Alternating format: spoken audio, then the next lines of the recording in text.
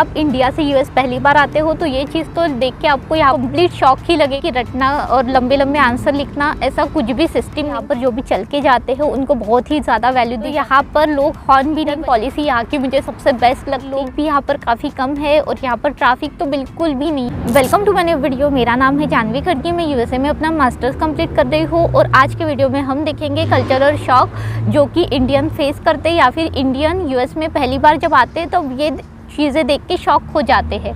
तो वो कौन सी चीज़ें हैं या फिर मैं यहाँ पर आने के बाद मैंने क्या एक्सपीरियंस किया उन चीज़ों के बारे में कि मैं शॉक ही हो गई, वो सब कुछ मैं आपके साथ आज शेयर करूँ। तो सबसे पहला है कि यहाँ पर रटने का सिस्टम ही नहीं है। इंडिया में कैसा होता है, एग्ज़ाम में हम लंबे लंबे आंसर लिखते हैं और जितना लंबा आंसर लिखो उतने ज़्यादा मार्क्स मिलते हैं। तो मैं क्या करती थी, मेरे फर्स्ट सेमिस्टर में एक सब्जेक्ट में मैं बहुत लंबे लंबे आंसर लिखती थी।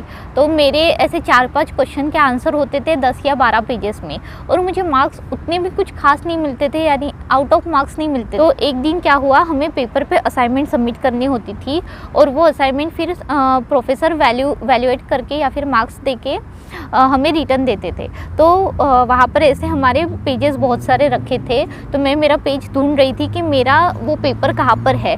तो मैंने देखा कि एक अमेरिकन ने वहाँ पर एक ही पेज में सारे आंसर लिखे हैं और उसको आउट ऑफ मार्क्स मिले हैं। तो मैं तो शॉक ही हो गई थी वो देख के कि मैंने इतना 10-12 पेजेस लिखे फिर भी मुझे कम मार्क्स मिले और इसने बस एक ही लाइन में ही आंसर लिखे उसको फुल मार्क्स मिले।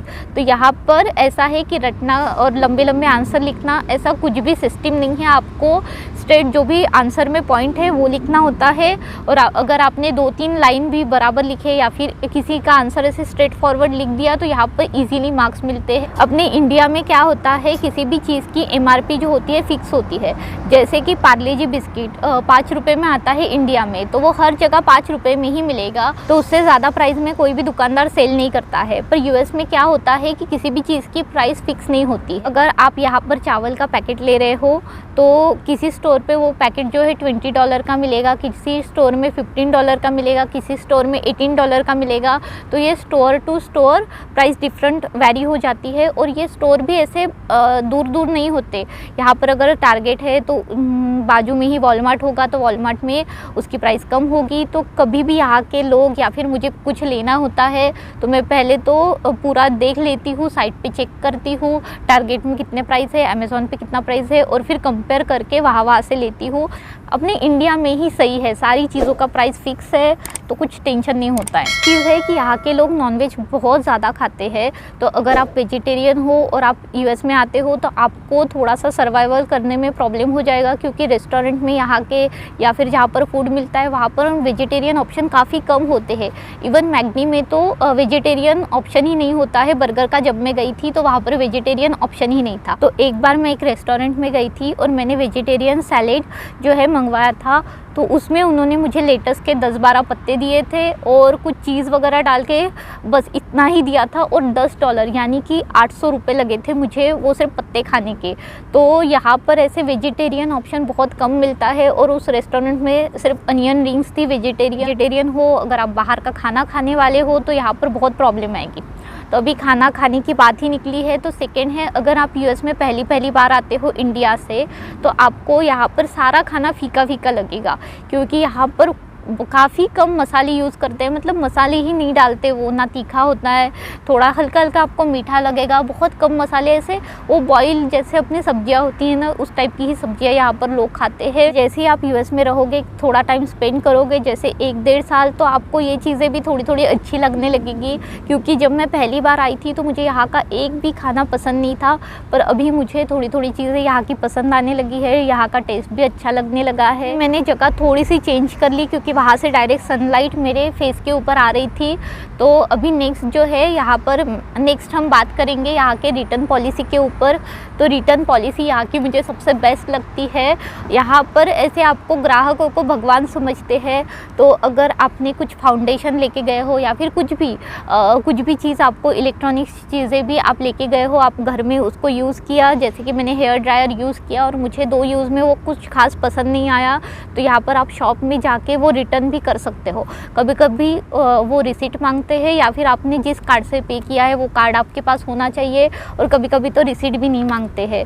तो इस टाइप से यहाँ पर बहुत ईजीली रिटर्न हो जाती है सारी चीज़ें। एक बार क्या हुआ था, मेरी रूममेट ने फाउंडेशन लाया था, एक महंगा वाला फाउंडेशन स्टोर में से जाके, और वहाँ पर उसको वो फाउंडेशन का शेड तो है ठीक लगा, पर घर आके देखा तो उसको वो शेड डार्क लगने लगा। फिर भी उसने 4-5 दिनों तक यूज़ किया, फिर वो प्रोडक्ट ख़त्म भी हो गया था थोड़ा बहुत।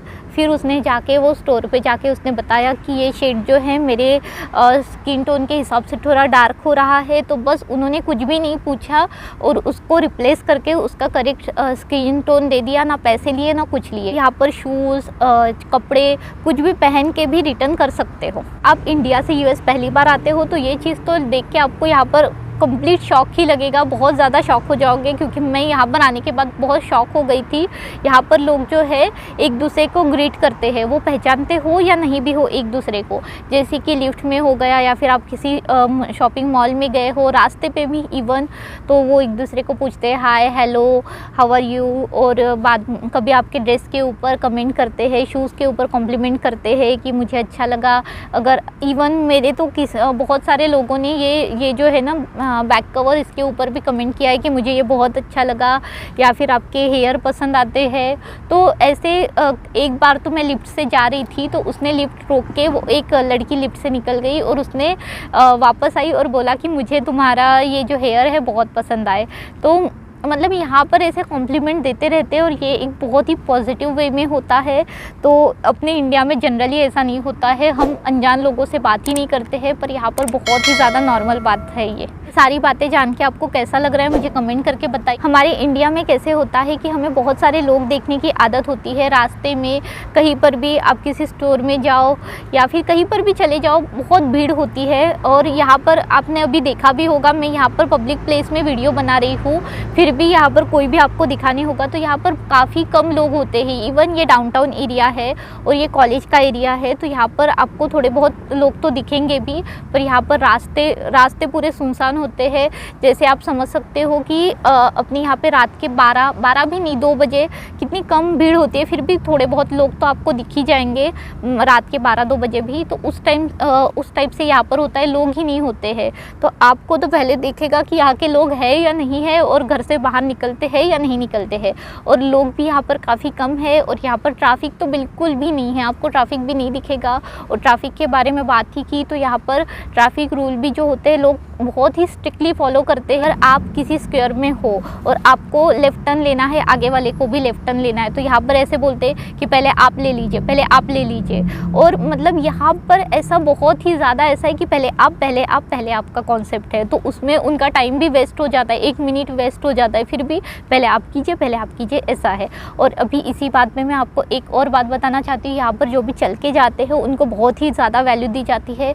तो और यहाँ पर चलने के लिए भी अलग ही एक रास्ता होता है चलने वाले लोगों के लिए, तो चलने का भी सिग्नल होता है, आपको रुकना होता है। अगर चलने का साइन आए तो भी आप वो रास्ता क्रॉस कर सकते हो। अगर आपके बीच में कार आ रही है तो आपको मतलब यहाँ पर जो भी चल के जाते हैं उनको सबसे ज़्यादा वैल्यू दी जाती है। तो सबसे कार तो रुक जाएगी, फिर आपको पूरा रास्ता क्रॉस करने देंगे वो, और बाद में वो कार चलेंगी। तो यहाँ पर ऐसा बहुत ज़्यादा होता है। मैं भी हमेशा कॉलेज में जाती हूँ तो बीच बीच में पार्किंग है, तो पार्किंग में लोग रुक जाते हैं, पहले तो मुझे क्रॉस करने देते हैं रास्ता। तो यहाँ पर लोग हॉर्न भी नहीं बजाते हैं। आपने अभी नोटिस किया होगा, मैं यहाँ पर रास्ते में बैठी हूँ, देखिए यहाँ पर रास्ता है, यहाँ से कार जा रही है, देखिए वो मेरे पीछे से भी कार गई है, पर यहाँ पर हॉर्न ही नहीं बजाते हैं लोग। और हॉर्न बजाना मतलब यहाँ पर थोड़ा सा डिसरिस्पेक्टफुल माना जाता है, या फिर कुछ इमरजेंसी हो तभी लोग हॉर्न बजाते हैं। तो अगर और यहाँ पर लोग थोड़े से डेंजर भी होते हैं। तो एक बार तो मैंने ऐसा भी सुना है कि एक ने हॉर्न मारा था एक लड़के को, तो वो लड़का उतर के आ गया और उसने जिसने हॉर्न मारा था उसको बंदूक से शूट कर दिया। तो यहाँ पर ऐसा डेंजर होता है हॉर्न वगैरह मारना। और इंडिया में हॉर्न मारना बहुत ही ज़्यादा कॉमन है। हम तो ऐसे क्या बोलते हैं, स्क्वायर पे सिग्नल पे एक दूसरे को हॉर्न ही मारते हैं कि चलो चलो चलो, पर यहाँ पर उल्टा होता है, पहले आप इस टाइप से होता है। और गन की बात निकली है तो मैं आपको बताना चाहती हूँ कि यहाँ पर गन रखना बहुत ही ज़्यादा कॉमन है। यहाँ पर इजीली गन मिलती है, इलीगल भी नहीं है यहाँ पर। और अगर आप किसी के घर में गलती से घुस गए, जैसे अभी यहाँ पर मैं बैठी हूँ, तो ये अगर किसी के घर का लॉन होता और वो आपको शूट भी कर सकते हैं क्योंकि उनको अनसेफ फील होता है। तो यहाँ पर गन रखना, गन से शूट करना बहुत ही ज़्यादा कॉमन। साथ में यहाँ पर ड्रग्स लेना भी बहुत कॉमन बात है। तो आपको होमलेस पीपल यहाँ पर जगह जगह पे दिखेंगे और वो ड्रग्स लेके रहते हैं, एकदम हाइपर एक्टिव रहते हैं। उनके बिहेवियर से ही समझ में आ जाता है कि उन्होंने ड्रग्स लिया है। रात के टाइम पे स्पेशली ऐसा होता है कि वो आपको पैसे मांगते हैं और अगर आपने पैसे नहीं दिए तो वो आपको गन से शूट भी कर देते हैं। तो जब मैं पहली बार आई थी यूएस में, तो मुझे मेरे फ्रेंड ने, रूममेट ने तो दूसरे या तीसरे दिन में ही बताया था कि अगर रात को बाहर मत जाना, और अगर जा ही रही है तो अगर किसी ने तुम्हें गन पे ऐसा रखा, गन पॉइंट पे रखा और कुछ पैसे मांगे, तो जो भी मांग रहे हो वो सब कुछ दे देना और वहाँ से निकल आना। उनके साथ इतनी सी भी बहस मत। अभी मैंने वीडियो तो बना लिया है और ये बैकग्राउंड भी अच्छा लग रहा है, होप सो। अभी इस बैकग्राउंड पे मुझे, मतलब ये बैकग्राउंड मेरे लिए लकी है, तो आप ये वीडियो भी काफ़ी ज़्यादा रिस्पांस अच्छा आई इस वीडियो का भी, ऐसा मैं होप कर रही हूँ। और मुझे बहुत अलग पॉइंट बोलने थे, मैंने नोट करके रखे थे बहुत अलग पॉइंट, और मैंने बातों बातों में बहुत सारे अलग अलग पॉइंट एक्सप्लेन कर दिए, जैसे कि ट्रैफिक के बारे में बता दिया, फिर चलने के साइन के बारे में बता दिया। तो ये ऐसे रिलेटेड मैंने सारी बातें बोल दी। तो बाकी के जो पॉइंट है, जो भी मैंने नोट किए हैं, वो किसी अलग वीडियो में मैं आपको बताऊंगी। और यहाँ पर ठंड भी बहुत है, पर मुझे ये बैकग्राउंड में वीडियो बनाना था तो मैंने बना लिया। अभी जैकेट मैंने बाहर रखा है, तो अभी जैकेट पहनती हूँ, घर जाती हूँ, आपको एक बार ये एरिया दिखाती हूँ, आप एरिया देखिए और फिर चलती हूँ मैं घर में। आपको वीडियो कैसा लगा ये भी कमेंट करके बताइए। वीडियो अच्छा लगा हो थोड़ा भी तो वीडियो को लाइक करना और चैनल को सब्सक्राइब करना ना भूलिए। मिलते जल्दी नए वीडियो में। Thank you so much for watching, bye. तो देखिए यहाँ पर बैठ के मैंने वीडियो शूट किया। बैकग्राउंड तो काफ़ी ज़्यादा अच्छा लग रहा है और स्पेशली ये फ्लावर देखिए अच्छे हैं। और मैंने आपको बोला था रास्ते में बैठी हूँ मैं, मतलब ये यहाँ से रास्ता भी है पास में, तो मैं यहाँ पर ऐसे बैठी थी और देखिए कार भी यहाँ से जा रही है और हॉर्न का आवाज़ ही नहीं आता है।